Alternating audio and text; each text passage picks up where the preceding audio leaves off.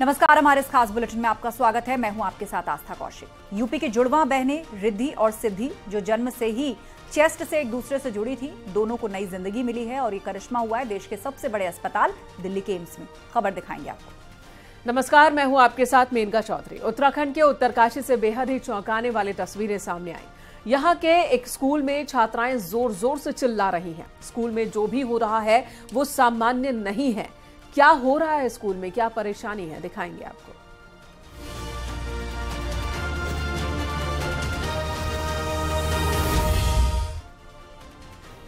UP की जुड़वा बहनें रिद्धि और सिद्धि को देश के सबसे बड़े अस्पताल से नई जिंदगी मिल गई है। जन्म से ही दोनों सीने और पेट से जुड़ी थी। 11 महीने की गहन निगरानी के बाद दोनों का सफल ऑपरेशन हुआ।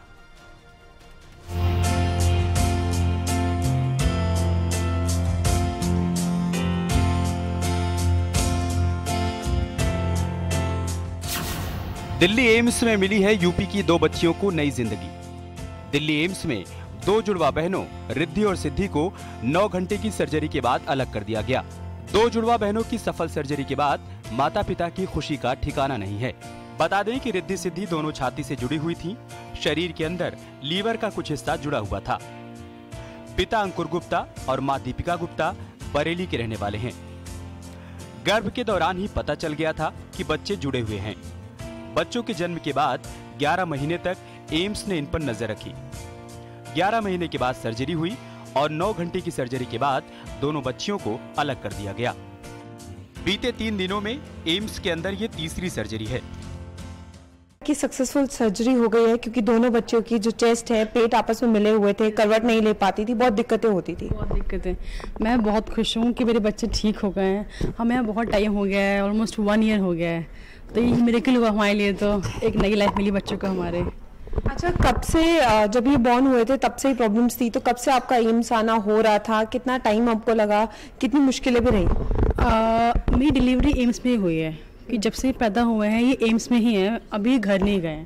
तो स्टार्टिंग का बहुत टफ था कि 4 मंथ कैसे मैनेज करना है, कौन जॉइंट है, जुड़े हुए हैं, कैसे नहलाना धुलाना।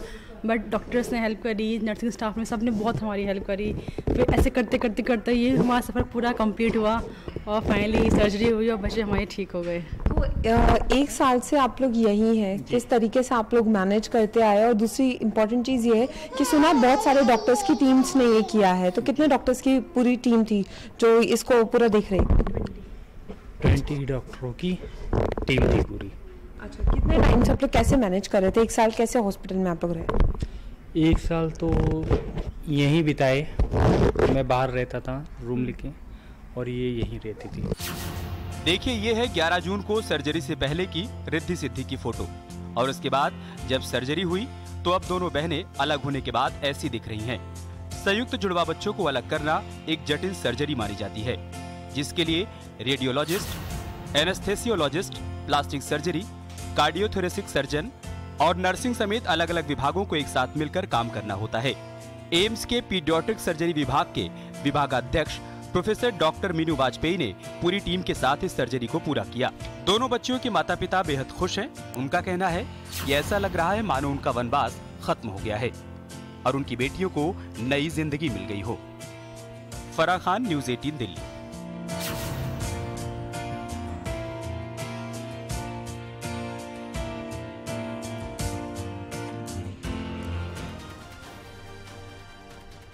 तो एम्स में रिद्धि और सिद्धि को नई जिंदगी मिली तो उधर दिल्ली के गंगाराम अस्पताल में एक डॉक्टर पर चाकू से हमला हुआ। आरोपी इलाज कराने आया था, तभी अचानक ही उसने हमला कर दिया। गनीमत रही कि डॉक्टर को ज्यादा चोट नहीं आई। दिल्ली के अस्पताल में डॉक्टर पर जानलेवा हमला, मरीज ने चाकू से किया वार। तस्वीरों में दिख रहा ये वही आरोपी है जिसने डॉक्टर के केबिन में उस पर हमले की कोशिश की। वहां पर मौजूद दूसरे स्टाफ और लोगों ने युवक को दबोच लिया। उसके एक चाकू भी दिखाई दे रहा है। बताया जा रहा है कि वो चाकू अपने साथ छिपा कर लाया था। गनीमत रही कि हमले में डॉक्टर को ज्यादा चोट नहीं आई। घटना मंगलवार के दिन सर गंगाराम अस्पताल की है। आरोपी युवक का नाम राजकुमार है और वो बिहार का रहने वाला है। वो न्यूरो सर्जरी विभाग के चेयरमैन डॉक्टर सतनाम सिंह छाबड़ा से पिछले 2 सालों से इलाज करा रहा था। आरोपी को स्पाइनल कॉर्ड में ट्यूमर है। पहला ऑपरेशन साल 2021 में किया गया था, मगर दोबारा ये समस्या उभर आई। राजकुमार को दोबारा ऑपरेशन की जरूरत की बात बताई गई। डॉक्टर के मुताबिक राजकुमार ने इलाज के लिए पैसे न होने की बात कही। उसे दोबारा बुलाया गया तो उसने चाकू से हमला कर दिया। डॉक्टर सतनाम सिंह को अंगूठे में चोट आई। दिल्ली के अस्पतालों में डॉक्टर्स पर लगातार हमले हो रहे हैं। बीते 10 दिनों में एक चौथा मामला सामने आया है, जो कि सर गंगाराम अस्पताल का है, जहां पर एक न्यूरोसर्जन पर पेशेंट ने चाकू से हमला कर दिया। हालांकि जो पेशेंट है काफी सालों से इस डॉक्टर को दिखा रहे थे और उनका ऑपरेशन भी इन्हीं डॉक्टर के द्वारा किया गया था, लेकिन मंगलवार को डॉक्टर को दिखाने के बाद उन्हीं की ओपीडी में चाकू निकालकर हमला कर दिया गया। सतनाम सिंह छाबड़ा ने एफआईआर भी की है और हॉस्पिटल ने भी यही बताया है कि 2021 से ये बिहार का जो पेशेंट है इन्हें लगातार दिखा रहे थे। उनकी मानसिक स्थिति भी ठीक नहीं थी, उनका ऑपरेशन भी किया गया था। उसके बावजूद अचानक से पेशेंट को गुस्सा आ गया और पेशेंट ने चाकू निकालकर डॉक्टर पर हमला किया है। हमले को लेकर डॉक्टरों में भारी रोष है। सुरक्षा की मांग की जा रही है। पुलिस के मुताबिक आरोपी युवक डिप्रेशन में था और वो इलाज करवा रहा था। उसके खिलाफ केस दर्ज कर लिया गया है। हालांकि डॉक्टर को एक मामूली सी चोट आई है। पुलिस जो है वो इस पूरे मामले की इन्वेस्टिगेशन कर रही है। पुलिस का कहना है कि सारे स्टेटमेंट रिकॉर्ड कर लिए गए हैं। अब पेशेंट से सारी चीजें पूछी जा रही हैं, क्योंकि पेशेंट का बताना है कि वो भी काफी टाइम से परेशान है और इन्हीं डॉक्टर को दिखा रहे थे। अब मामले में पूरी जांच हो रही है। हालांकि डॉक्टर का ये भी कहना है कि इसी तरीके से लगातार जो डॉक्टर्स हैं उन पर हमले होते जा रहे हैं, तो सख्त से सख्त एक्शन लेने की जरूरत है, क्योंकि कहीं ना कहीं ऐसा ना हो कि इसी तरीके से हमले हो तो डॉक्टर्स का कहना है कि हमारे मन में भी एक डर बैठ जाएगा कि हम ऐसे जो पेशेंट्स हैं उनका इलाज करें या ना करें। कैमरामैन अनिल के साथ फराह खान, न्यूज़ 18 दिल्ली। और उत्तराखंड के उत्तरकाशी से एक चौंकाने वाली खबर सामने आई है। यहां एक स्कूल में छात्राएं अचानक बेहोश हो रही हैं और अजीब सी हरकतें कर रही हैं।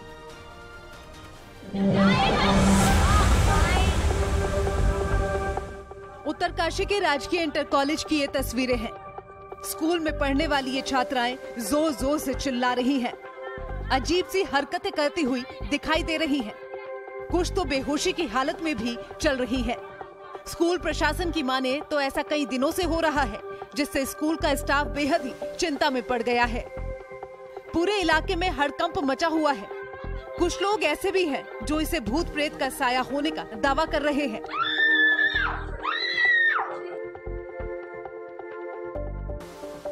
तस्वीरों में देखिए, ये छात्रा खड़े होकर जोर जोर से चिल्ला रही है।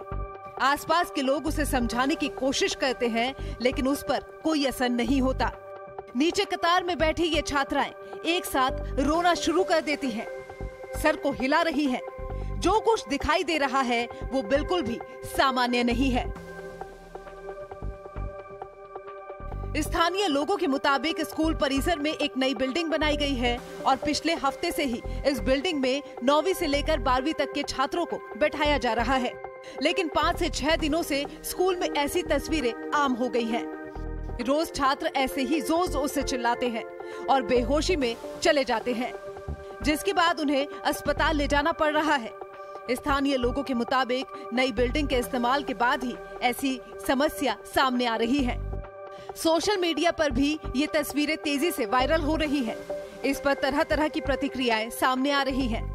कई लोग इसे मास हिस्टीरिया का मामला भी बता रहे हैं। एक्सपर्टों के मुताबिक ये एक तरह का मेंटल डिसऑर्डर है, जिसे डिसोसिएटिव आइडेंटिटी डिसऑर्डर कहते हैं। इसमें इंसान मेंटली या इमोशनली परेशान होता है। वो अंदर ही अंदर घुट रहा होता है, जिससे वो असामान्य हरकत करने लगता है। और ऐसा भी संभव है कि उसे देखकर कोई दूसरे लोग भी असामान्य हरकतें कर सकते हैं। इसमें इंसान अपनी मानसिक प्रक्रिया, धारणा और याददाश्त से खुद को अलग कर लेता है। डिसऑर्डर के पीछे की वजह ट्रॉमा भी है, जिसमें मानसिक और शारीरिक शॉक भी शामिल है। कई गांवों में अभी भी इसे भूत प्रेत से जोड़ा जाता है, लेकिन विज्ञान के अपने तर्क हैं। एक्सपर्टों के मुताबिक डिसऑर्डर के सबसे ज्यादा मरीज ग्रामीण इलाकों से ही आते हैं, जो किसी न किसी तरह का ट्रॉमा झेल रहे होते हैं और जागरूकता न होने की वजह से सामने नहीं आ पाते। डॉक्टर उत्तरकाशी की इस घटना को भी डिसऑर्डर से जोड़ रहे हैं। उत्तराखंड में इस तरह का ये पहला मामला नहीं है। इससे पहले पिथौरागढ़ और चंपावत से भी ऐसी तस्वीरें सामने आ चुकी हैं। न्यूज़ 18 के लिए उत्तरकाशी से बलबीर परमार की रिपोर्ट।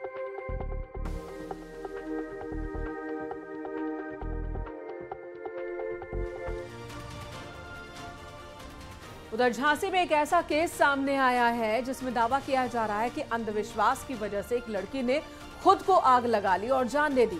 ये मामला बेहद उलझा हुआ है। आप खुद देखिए ये हैरान करने वाली कहानी।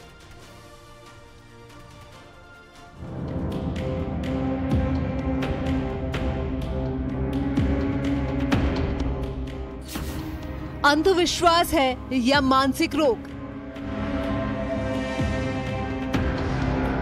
भूत भूत कहकर उसने जान दे दी। क्या है शिवानी की मौत का राज? झांसी से आई है बेहद खौफनाक खबर। एक ऐसी खबर जिसने भी सुना उसके पैरों तले जमीन खिसक गई। कहा जा रहा है यहाँ एक महिला ने भूत प्रेत के बहकावे में खुद को आग लगा के जान दे दी। शिवानी की शादी 1 महीने पहले नवल किशोर से हुई थी। बीते शनिवार की रात 9 बजे अचानक शिवानी चिल्लाती हुई घर से बाहर निकली। शिवानी आग की लपटों से घिरी हुई थी। पूरे गांव में ये नजारा देखकर हड़कंप मच गया। सूचना मिलने पर पति नवल ने पत्नी शिवानी को गंभीर हालत में मेडिकल कॉलेज में भर्ती कराया, जहां उसकी इलाज के दौरान मौत हो गई। पति नवल ने पत्नी की आग लगाकर आत्महत्या करने के पीछे की वजह जो बताई है वो और भी ज्यादा हैरान करने वाली है। उसके मुताबिक शिवानी को भूत दिखाई देता था और भूत के बहकावे में आकर उसने खुद को आग लगा ली। उसने यही बयान दिए है कि काको हमारा भूत पीछा कर रहा था कि आग ही लगाओ अपन 25 जून को, तो कुछ पता ही नहीं पड़ा कि कहाँ है। सिर्फ पति ही नहीं बल्कि शिवानी के मायके वालों का भी कहना है कि शिवानी के ऊपर प्रेत बाधा थी, जिसके कारण उसका पति शिवानी को तांत्रिक के पास भी ले गया था। यहाँ तक कि उसका इलाज भी डॉक्टर से करवा रहा था, लेकिन परिवार वालों के मुताबिक शिवानी ठीक नहीं हो पाई और उसने आग लगा के जान दे दी। जो 3 साल उसको परेशानी भई ना, कोई मुसलमान यहाँ खत्म हो गई थी गांव में, तो उसकी भी लड़की को रख लिया उसने, परेशान हो गई इसलिए। तो बस फिर उसकी शादी मारी भाई, तो वहाँ पड़ी तो वो परेशान करने लगी। चलते डर मिट्टी को तो उसने डाल लिया, आग लगा ली। फिर वो पुलिस मामले की जांच कर रही है और मामले की हकीकत जानने में जुटी हुई है। नवविवाहिता ने, जिसकी उम्र करीब 21 वर्ष थी, इसने 22 जुलाई को सुबह में अपने को आग लगा लिया था। इस पे परिजनों ने उसको मेडिकल कॉलेज में एडमिट कराया था। इलाज के दौरान आज उसकी मृत्यु हो गई। इसकी सूचना पे पंचायतनामा पोस्टमार्टम कराया जा रहा है। अब हम आपको बताते हैं इस पूरे मामले को लेकर मनोचिकित्सक का क्या कहना है। इस केस के बारे में जिसने भी सुना वो हैरान रह गया और किसी को समझ नहीं आ रहा कि इस मामले में क्या हकीकत है और क्या फसाना है। पुलिस आखिर इस मुकदमे को किस तरह से लिखेगी और जांच भी किसके खिलाफ करेगी, क्योंकि पूरा मामला भूत प्रेत के इर्द गिर्द घूमता हुआ नजर आ रहा है। अश्विनी मिश्रा, न्यूज़ 18, झांसी।